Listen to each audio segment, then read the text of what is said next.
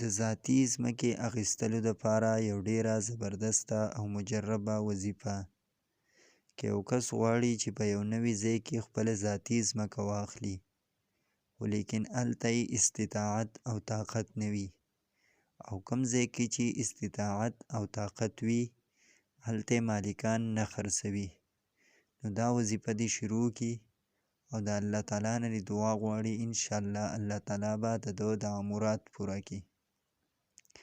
وظیفه دا ده: یا عزیز انی مغلوب فانتصر، یا عزیز انی مغلوب فانتصر.